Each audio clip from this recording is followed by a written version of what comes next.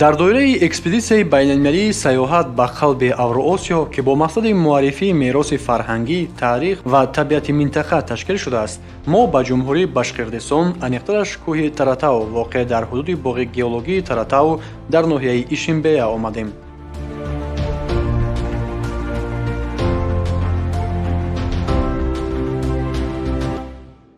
дуруд мегӯем тамошобинони азизи телевизиони сайёҳӣ ва ҳунарҳои мардумӣ. Айни ҳол мо қарор дорем дар ноҳияи Ишимбеи ҷумҳурии Башқирдистон ва айни ҳол мо тасмим дорем ки ба кӯҳи Шехан Таратау бароем. кӯҳи мазкур аз сатҳи баҳр дар баландӣ бештар аз 406 метр қарор дорад ва ба ин ҷо ҳамасола наздики 1 миллион сайёҳ меояд. кӯҳи Шехан Таратау аз шаҳри Уфа, яъне пойтахти ҷумҳурии Бошқирдистон, дар масофаи наздики 150 километр қарор дорад ва ҳоло бошад хатсайри кӯҳнавардии мо ба ин кӯҳ оғоз меёбад. моро ҳамроҳ бошед.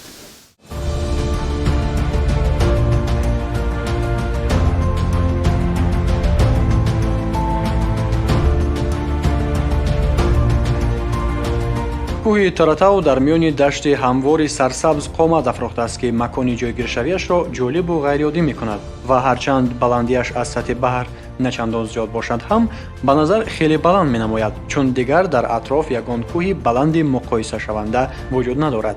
дар пояи кӯҳ маркази сайёҳӣ бо инфраструктураи зарурӣ ҷойгир аст. ин ҷо ҳайати экспедитсия бо нуну намак ва қаҳва пешвоз гирифта шуд. моро дар ин саёҳати кӯҳӣ гурӯҳи иштирокчиёни экспедитсия аз Федератсияи Россия, ҷумҳуриҳои Тоҷикистон, Қазоқистон, Ӯзбекистон ва Қирғизистон ҳамроҳӣ хоҳанд кард. ба ҳангоми роҳ рафтан роҳбалад ба мо дар бораи аҳамияти табиӣ ва фарҳангии Таратау нақл намуд. тавре маълум мешавад, барои дидан намудан аз кӯҳи мазкур ҳамасола ҳазорҳо нафар сайёҳ ба боғи геологии Таратау ташриф меоранд ва барои ин шароити хубе низ роҳандозӣ гардидааст. иштирокчиёни экспедитсия ба маълумоти роҳбалад гӯш медоданд ва манзараҳои атрофро аксу навор мегирифтанд.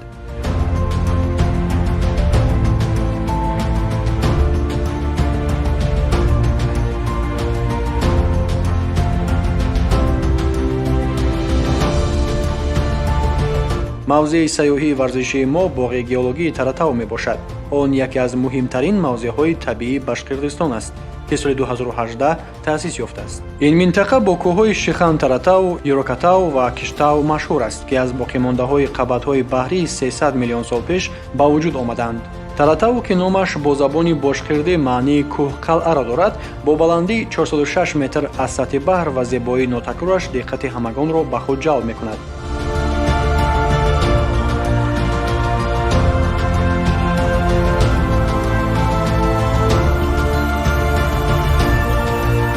пас аз чанде роҳ рафтан мо ба пояи кӯҳи Таратау расидем.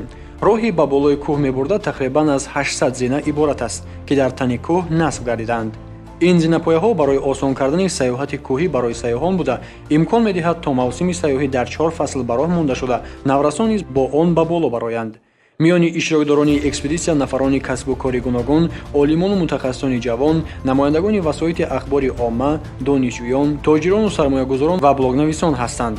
ҳама бо шавқи зиёд омодаанд ки ин саёҳати кӯҳиро таҷриба намоем. ҳавои ин ҷо тозаю салқин ва насими нарм мевазад. дар атрофи мо манзараи табиати Бошқирдистон паҳн шудааст ки асосан аз даштҳои сарсабз ва дарёву кӯлҳо иборат аст. дар ҳар 150 зина мо барои истироҳат ва аксбардорӣ танаффус карда таъссуроти худро мубодила мекунем ва аз манзараҳои атроф лаззат мебарем. барои баъзе иштирокчиён ки одати кӯҳнавардии тӯлонӣ надоранд, ин роҳ каме душвор аст, аммо рӯҳияи мусбӣ ва дастгирии якдигар онҳоро пеш мебурд.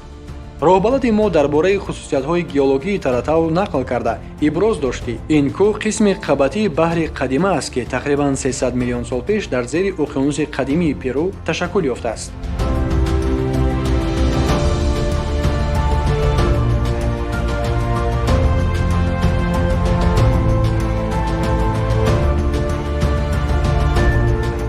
пас аз тақрибан 1 соат мо ба болои кӯҳи Таратау расидем. дар ин ҷо як майдони кушод мавҷуд аст ки аз он манзараи даштҳои атроф дида мешавад. биандагони азиз, инак пас аз тай кардани қариб 2 километр роҳ ба Куталӣ мо ниҳоят расидем ба ан ҳамин қуллаи кӯҳи Шехан Таратау. ва ҳоло мо дар баландии 406 метр аз сатҳи баҳр қарор дорем. ҳарчанд ин на он қадар баландӣ зиёд бошад ҳам, лекин дар нисбати дигар мавзеъҳое ки аз ин ҷо назди чашм кушода мешавад, майдонҳои кушод, хеле баландии зиёд аст. ин ҷо яке аз мавзеъҳои дӯстдоштанӣ барои парапланистон мебошад, яъне ки аз ҳамин ҷо бисёри варзишгарони Бошқирдистон ва дигар минтақаҳои Федератсияи Россия ва дигар кишварҳо ба ин ҷо барои машғул шудан ба варзиши параплан меоянд. дар ин ҷо моро манзараи ҳайратангез истиқбол мекунад. даштҳои паҳновари Бошқирдистон ки то уфуқ тӯл мекашанд ва лаҳзаи фикр кардан мумкин аст ки гӯё сатҳи замин дар дуриҳои дур ба осмон мечаспад. осмони кабуди бепоён бо абрҳои сафед ки манзараро боз ҳам афсонавӣ мегардонанд. иштирокчиёни экспедитсия бо шавқ аксунавор мегирифтанд ва аз ин манзараи нотакрор баҳра мебурданд.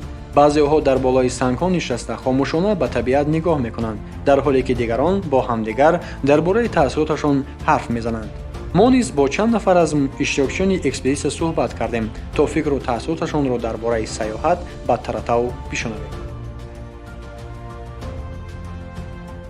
Мы вот с нашей группой участников экспедиции поднялись на один из красивейших шиханов Башкортостана, Таратау, с которого открывается фантастический вид, потрясающая природа. Мы прям приехали в очень удачное время на Таратау. Сейчас лето, и как раз цветут разные цветы, зеленеют красивые травы, и очень приятный аромат как раз распространяется по всей территории Шихана. Мы прям получаем наслаждение. Думали, нам будет непросто зайти на Шихан, но мы прям взлетели как птички и теперь наслаждаемся видом. Мы стартовали 6 июня из Москвы. Мы уже увидели много городов. Сейчас мы проезжаем по территории России, находимся на территории Башкортостана. Это предпоследняя точка нашего первого этапа экспедиции на территории России. 17 июня мы направляемся в Оренбург. Пару дней проводим в Оренбурге и перемещаемся уже в Казахстан. После этого мы направляемся в Кыргызстан, Узбекистан и Таджикистан.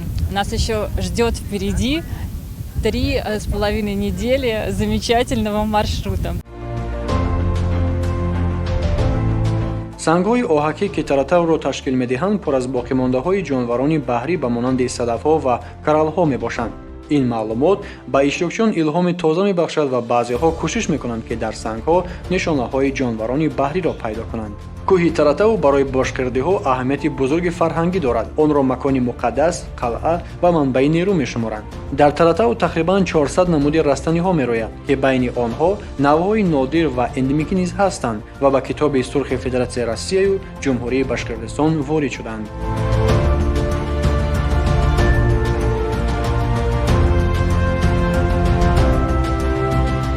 Сегодня мы в рамках нашей экспедиции приехали на Таратау, это гора.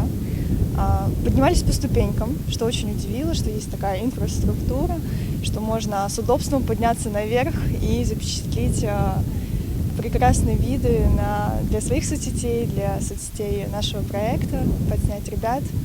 И очень красивые виды Башкортостана. Я тут впервые, меня, конечно, очень удивляет это место, и мне очень нравится.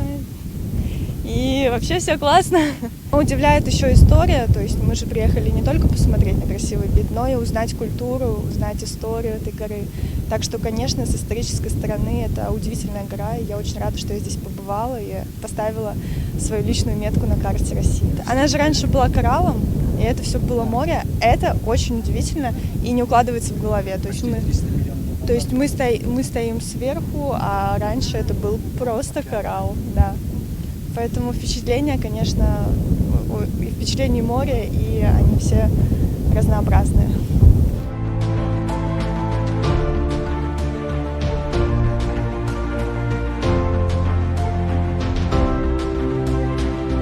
Таратау аз соли 1960 ёдгории бостоншиносии аҳамияти давлатӣ эътироф шудааст ва аз соли 1965 мавзеи нодири геологӣ ба ҳисоб меравад. Шихан қисми боғи геологии Таратау мебошад ки ба феҳристи ҷаҳонии мероси геологии Geocities дохил карда шудааст.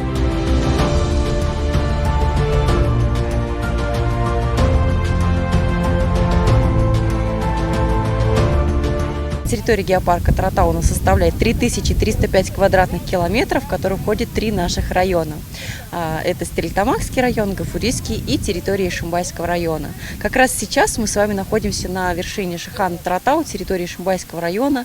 Высота этого уникального шихана составляет 406 метров над уровнем моря, от подножия 280 метров.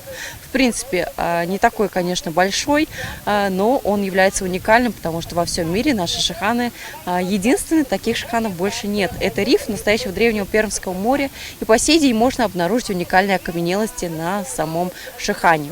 Это как и брахиоплоды, криноидели, морские лилии, аммониты те же самые. Каждый год мы принимаем гостей, туристов, и с каждым годом действительно поток увеличивается. И сегодня у нас замечательный день. Шихан Таратау принимает гостей, участников экспедиции «Сердце Евразии». Огромное количество приехало туристов. Я думаю, им очень сильно повезло, потому что это большая уникальность посетить Шихан, увидеть на самом деле своими глазами, не просто где-то по интернету, да, а вживую прикоснуться к истории, культуре, традициям и обычаям башкирского народа.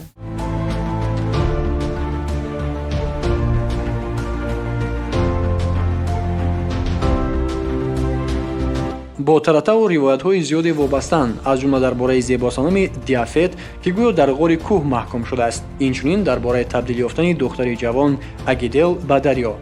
Таратау рамзи Башқирдистон аст, маконе ки табиат, таърих ва маънавият бо ҳам меомезанд. кӯҳ макони маъруфи сайёҳӣ мебошад, ки хоҳишмандон метавонанд инҷо манзараҳои зеборо тамошо кунанд, дар бораи таърих ва табиати ин диёр маълумоти бештар ба даст оранд ва ҳамчунин ба осонӣ ба қуллаи он бароянд. пас аз истироҳати кӯтоҳ дар қулла, мо ба поён фаромаданро оғоз кардем.